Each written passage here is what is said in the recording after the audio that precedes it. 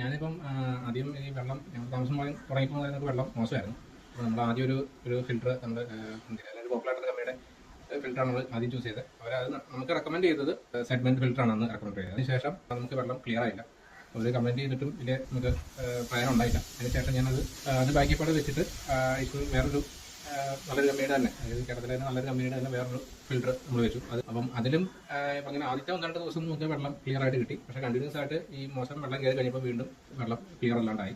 അത് നമ്മൾ വെച്ചത് ഓട്ടോമാറ്റിക് സിസ്റ്റം തന്നെയായിരുന്നു. ബാക്ക് വാഷും കാര്യങ്ങളെല്ലാം പ്രോപ്പറായിട്ട് ചെയ്യണമായിരുന്നു. പക്ഷേ എങ്കിലും വെള്ളം ക്ലിയർ ആയില്ല. അതിനുശേഷമാണ് ശരത്തിനെ കോൺടാക്ട് ചെയ്യുന്നത്. അപ്പോൾ അതിൽ ഇപ്പോൾ നമ്മളിപ്പം ആദ്യം നമ്മളൊരു അലവും അതുപോലെ തന്നെ ക്ലോറിന് ആഡ് ചെയ്ത് വെള്ളം അതിൻ്റെ അകത്ത് മോശം കണ്ടത് സെറ്റിൽ ചെയ്തതിന് ശേഷമാണ് നമ്മൾ ഫിൽട്രേഷൻ ചെയ്യുന്നത്. അപ്പോൾ അതിൽ നമുക്ക് ടർബിഡിറ്റി അതുപോലെ അയണ് പിന്നെ pH എല്ലാം ബാലൻസ് ആയിട്ടുള്ള നല്ല ക്ലിയർ ആയിട്ടുള്ള വെള്ളം നമ്മുടെ മെയിൻ ടാങ്കിലേക്ക്. എത്ര നാളായിട്ട് ഉപയോഗിക്കുന്നുണ്ട് ഇപ്പോൾ? ഞാനിപ്പോൾ ഒരു 3-4 മാസമായിട്ട് ഇപ്പോൾ ഒരു കുഴപ്പമില്ല, വെള്ളം ക്ലിയർ ആയിട്ട് തന്നെ വരുന്നത്, ഒരു വേറെ വിഷയങ്ങളൊന്നുമില്ല. പ്രശ്നമൊന്നും. ഓക്കെ.